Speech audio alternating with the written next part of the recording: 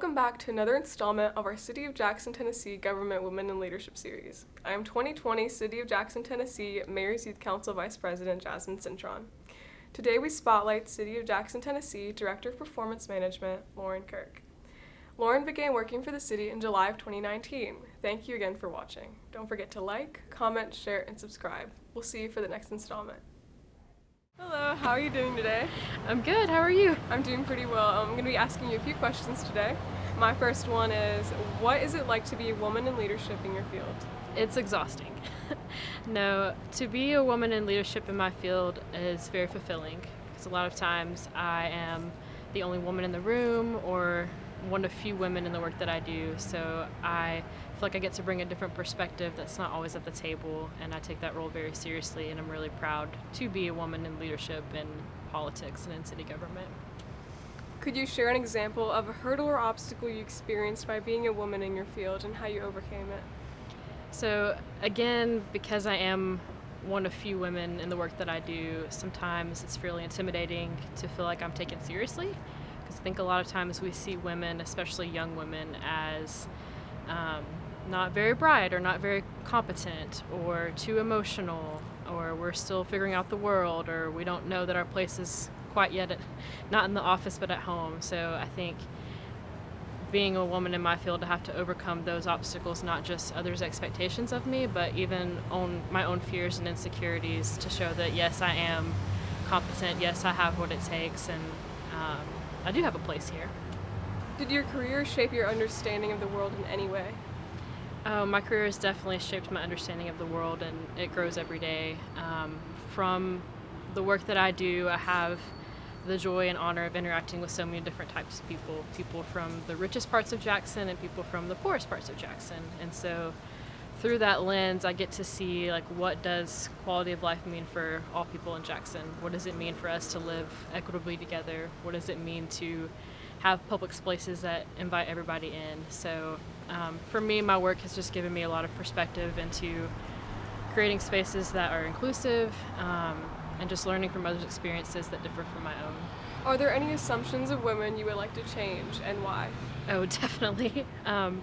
Similar to kind of what I shared with you earlier, just assumptions that women aren't as tough or aren't as put together or too emotional, because I think when we react as women to things that are frustrating, we get written off really easily. So I think I would like for people to more see women as strong and capable and passionate and able to do just as much or more than what men do. What is a message you have to all young women wanting to enter your field?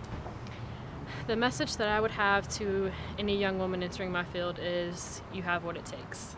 And that is what you have to tell yourself every single day. Because there's going to be plenty of people that tell you otherwise.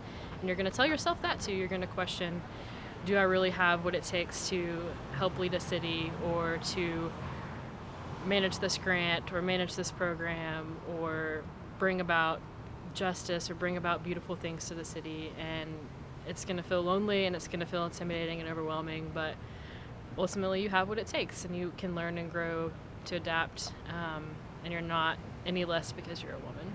Is there any female figure that inspired you or impacted your life? Oh, absolutely.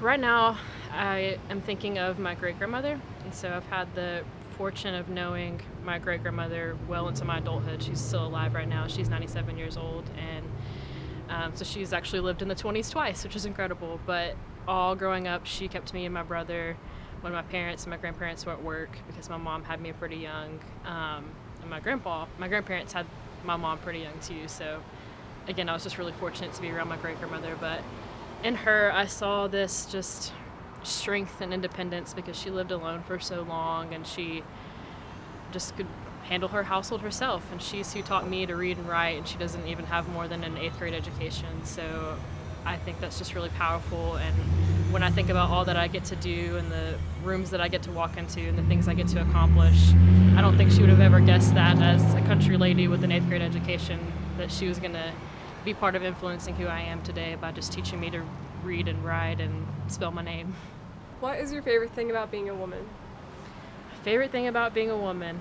I'm going to try not to break into song here, but I think My favorite thing about being a woman is being part of a community of other women who just have such a tenacity and resilience. And I think that men of course can be resilient too, but because of the unique struggles that we go through, whether it's through discrimination, whether it's through, the pain and struggle of childbirth and raising a family, or, just day-to-day things that we face, we have a connectedness because of that struggle that makes us collectively stronger. So I guess I'd have to say the community of women that you have by being a woman, and the innate resilience that you have because of being a woman. My last question is, do you feel that being a woman has affected your outlook on life? Oh, absolutely. I think that we're all definitely shaped by our background, by our race, by our gender, by our lived experience. And so me being a woman versus being a man has definitely given me certain qualities or certain experiences that have shaped the decisions that I've made or shaped how I see the world. So I think it's definitely shaped it, both in good and bad ways. And ultimately, I'm really proud to be a woman and proud to be a woman in city government and leadership, and I hope to use that platform well. Well, thank you so much for allowing me to interview you today. It surely was a pleasure. And Yes, thank you, Jasmine.